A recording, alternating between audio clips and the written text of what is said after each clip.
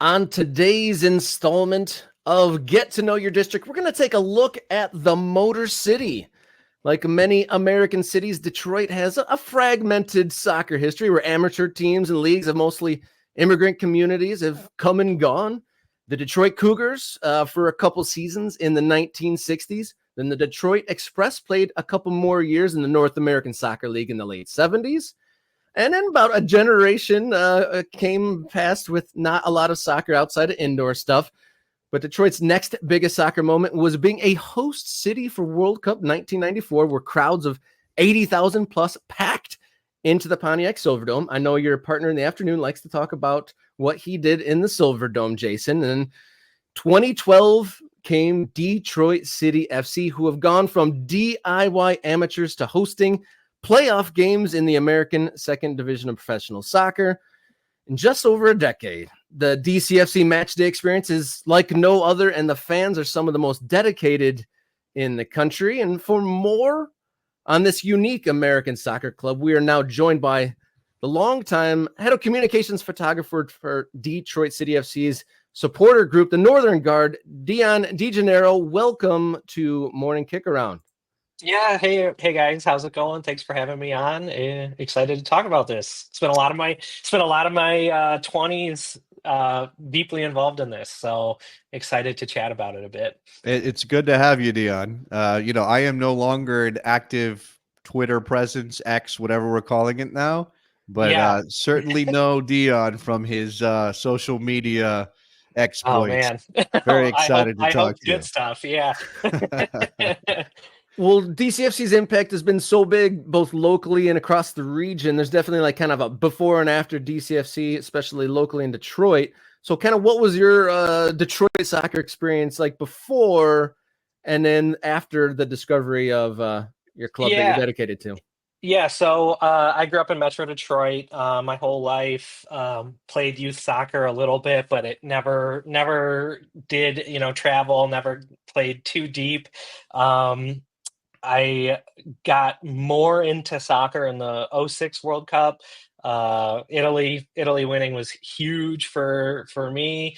Got me into the sport a lot more than I ever had been. So then I started kind of watching Champions League, and then 2010 I went to a pub to a Motor City supporters World Cup watch party, and that was like the first thing I had ever seen locally of like organized soccer activities, and it was part of that um, watch party where I found out that there might be a team starting in Detroit, and there was a couple guys talking about it.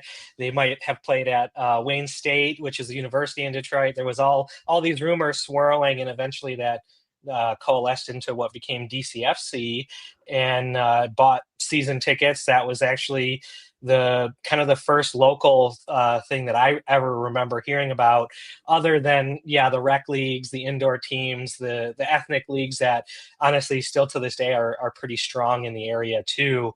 But the first organized team that I had heard of in the area was really DCFC. I went to a couple of Rockers games as a kid, but nothing that really got me excited in the way that DCFC did when they were announced in late 2011, early 2012.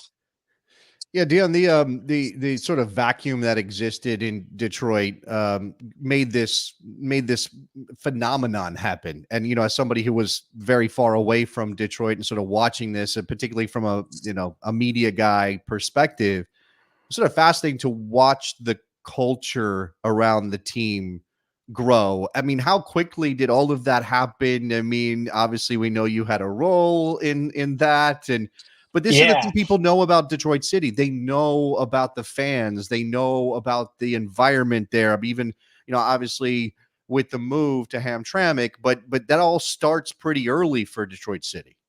Honestly, it was game one. The first game they ever played. I mean, and you're talking NPSL, fourth division.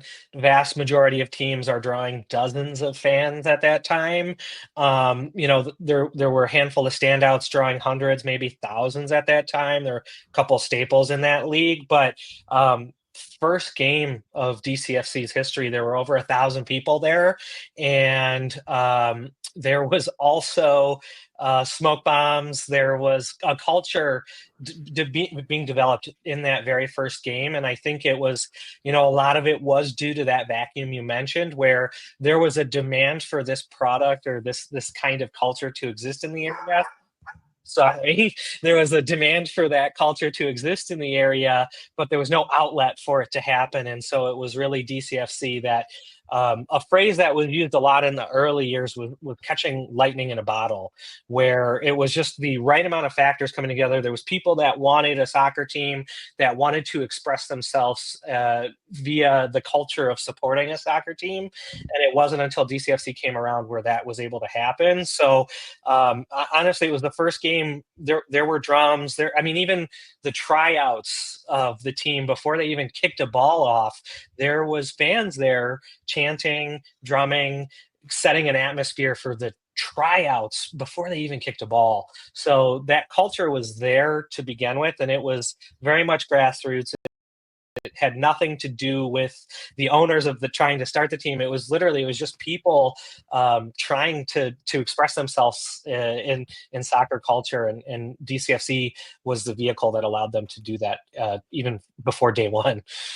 Yeah, we're seeing an image on screen now. You labeled it pre-sellout. So this is probably the only picture of a DCFC game I've seen without completely full stands. This is from the first home of Detroit City FC, Cass Tech High School, right by downtown. So how many games did it look like this before the packed houses? Yeah, I want to say this photo was from 2015.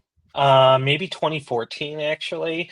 But I would say that it became clear around the 2015 season that we really started selling out matches. So that would have been three seasons in where matches started to getting sold out. And of course, these are my photos.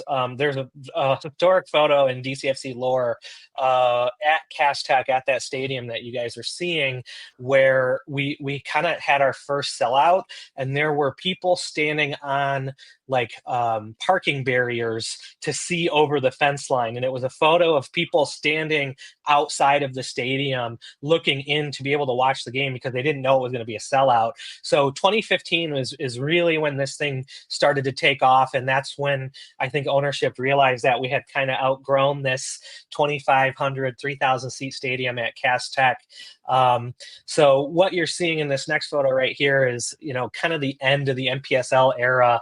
This is an away day. This is at a high school field in Ann Arbor, Michigan. And that's the traveling support you're seeing on an away day for the NPSL. Yeah, Dion, let me ask you. I mean, these are great pictures, and they do a good job, I think, of what you're talking about, the growth of the club and the way the fans became attached to it. I've obviously had a chance to go in the NPSL era. I was able to go up to Detroit. And I remember when you came down. Yeah, taking a game and do the march to the stadium, and it was incredible. I mean, it felt obviously at the time, for those people, it did not matter that these were amateurs, that these were basically college kids playing. What it mattered is that they were Detroit, that this was representing them, and this expression of obviously soccer passion, but there's a lot more. It's a little bit more complicated than just soccer passion. And of course, if you're a Detroiter, and I'm not, a story of city rebirth is also mixed in with all of this, which I think is fascinating if you want to go beyond soccer. But what I wanted to ask you is, talking to the owners, talking to the guys that started this, was there ever a sense that this was completely shocking to them? Did you think that they kind of felt like they could do this? I mean, you start something, you dream big, and then I don't know that you would have dreamt this if you were those five guys. I agree. I think that every year was kind of a surprise, actually. I know heading into that first off season through my conversations with ownerships as well, is they were talking like, hey, do you think we're going to have a team? Are we going to keep doing this each year? And it was really, I think, the fact that it did grow every year, that it gave them the drive to keep building this thing. I don't think, going on 13, well, I think we're going into like the 14th, 15th season now. I don't think that if you would talk to the owners or even the fans 8 seasons ago, that building a stadium was like something we would joke about. Like, it was like, the pie in the sky goal that, like, yeah, grandkids one day are going to support this team. We're going to have a stadium. We're going to survive all of these market pressures that make it really difficult for an NPSL team to grow. We joked about it in a lot of ways. It was like, okay, well, maybe we'll see you next year. But then every year it kept getting bigger, and season tickets would go on sale, and they would sell out earlier and earlier and earlier. And so it was really, I don't think that this was the original plan. I think it was just a couple guys saw a need for a team in the city, and then it became a commercial success, and then it allowed them to kind of build it into what it became today. Like, it was not definitely set out to be, a perennial contender in the second division of the United States. It was a couple guys saying like, oh, we like soccer and there's no team here, and let's build it. Yeah. So, groundbreaking team, Detroit City FC, have gone from the NPSL, one of the leading amateur leagues, then to NISA, and now to the USL Championship in the second division of professional soccer here in the States. How was DCFC able to navigate all this when very few American clubs have been able to rise in this kind of manner? I think it's a lot of different factors. I think having a fan base support the team is really crucial to success. Gave the ownership a lot of resources to take risks that other teams maybe didn't have the ability to take, because they had the season tickets, they had revenue coming in that could allow them to take these risks. They tried to start a professional league in NPSL Pro, right? Like, no other teams were doing that. And if you didn't have a fan base that could support the business of running a team, how are you able to even consider doing something like that? Right. So I think that having a built-in fan base to support the team was really crucial. And then, honestly, the tool set that the owners had at the time, they came from a wide variety of backgrounds, where they knew how to build out what is basically a small business, and then take those things and put it towards league. So you had NPSL Pro, you had NISA. I mean, we kind of skipped over that in the conversation too, but NISA was entrepreneurs trying to create something from nothing, and with mixed success, of course, right? But it was really having a fan base, and then having an ownership driven to keep growing and keep doing these things and making difficult decisions, but honestly the right ones at the time, that allowed them to do this. Like, making the jump to NISA was a risk, but it was a necessary risk. Well, I want to ask you about the relationship between the fan base and those changes that have come to the club, Dion. I mean, this is sort of what I think, if you are very online and very tuned in as an American soccer fan, and you know about Detroit City, you know that there is an antagonistic relationship between some of the fan base and the idea of sort of, well, professional soccer. Obviously, MLS is a target. I mean, one of your pictures, there is somebody prominently wearing a slogan on their shirt, yes, that I think Detroit City fans are famous for. So can you talk about that relation? There it is. There's that picture. That relationship between the fan base and sort of the growth, the corporatization of Detroit City FC. Yeah, that is a fundamental topic to talk about when talking about DCFC and the changes over time. Fan bases change. Fan bases change all the time. It definitely, I mean, even what you guys started out the segment with, it started out as like a DIY cult following, and that's going to breed a specific type of mentality. And, like, full disclosure, that's a big part of what attracted me to DCFC too, is that it was this grassroots effort, and it was organic, and it was fans having a lot of say and a lot of, getting their hands dirty, involved in the growth of the team. as it grew, that fan base and the dynamic and the relationship within the greater picture of the soccer landscape in the United States changes. So you talk to the fan base of DCFC today, and the opinions you're going to hear today being in the USL is going to be a lot different than the opinions of the fan base when we were trying to create NPSL Pro, right? Like that was something where we wanted to create our own pro league. We didn't like the options available to us because we were worried about having our autonomy as supporters. Being told when we could do certain things in the stands was a non-starter for us at the time. But as it became more commercially successful, it attracted a different type of fan to the team, and that's okay. Like that's normal. That's growth, and you're appealing to a wider audience. So it changes. There's a flow of like I got away from Northern Guard as we entered into the USL because I could see that a lot of the things that attracted me to the team and getting my hands dirty and getting more involved in it were not there anymore. I'm still a huge fan of the team. I watch every game, but I'm not putting as much effort into it. And I think a lot of fans that did in those early days who were more counterculture and who were against MLS and the idea of the corporatization of soccer, a lot of those fans have pulled back in how much they give to the team. And that's okay. The team is still successful because it's attracted this next generation of fans that can still support it. I was lucky enough to move back to the Detroit area during the NPSL days still, and there was between 8 and 12 games per season at home at Keyworth, and the amount of energy, and it was almost like a carnival / performance art nature to the supporter section. Like, don't tell people that. Yeah, it was a whole, it was a whole energy and dedication that. I've gone to a lot of soccer games in many different locations across the country, and that was the most energy I had seen put into a supporter section firsthand. Is that level of energy? How was that transition for? I know you said that you kind of withdrawn a little bit, but overall, the folks that are still with it, are they able to apply that same amount of energy to those games now that there's close to 40 games a season? I think to be honest, I think you have to expend more energy now because of like what you said, it's an incredibly long season. And even beyond that, something that hasn't really been talked about, but there's a whole women's side to the team now too, that didn't exist in those NPSL days.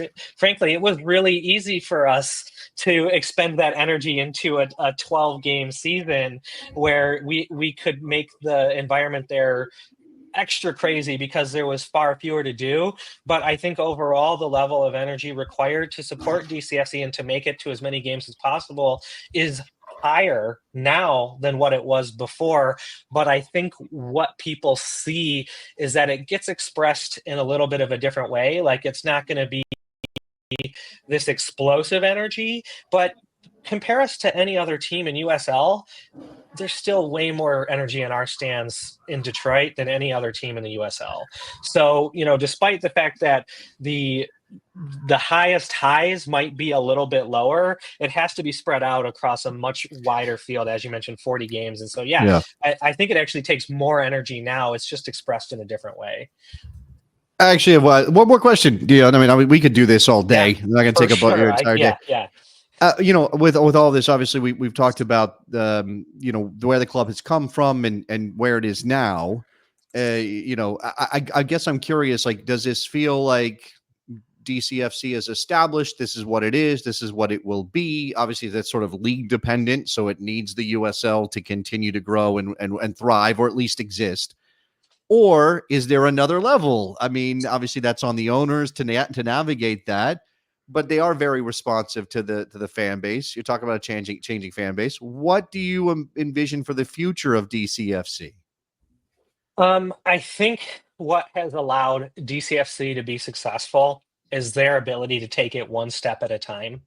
And so I think that the next level as it currently stands is MLS.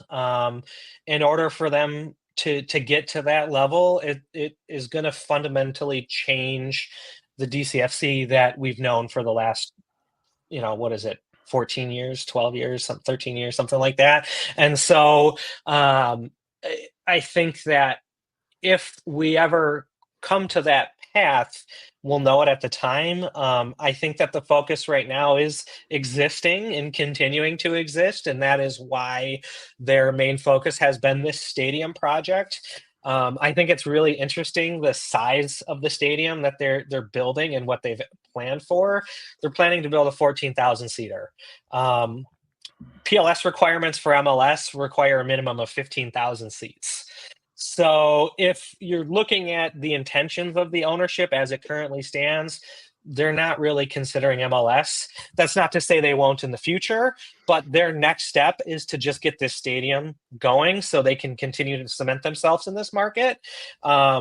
What that means down the road, is it going to be expandable? Of course it's going to be expandable if that opportunity of outside investment ever arrives for them and the price is right for the existing owners.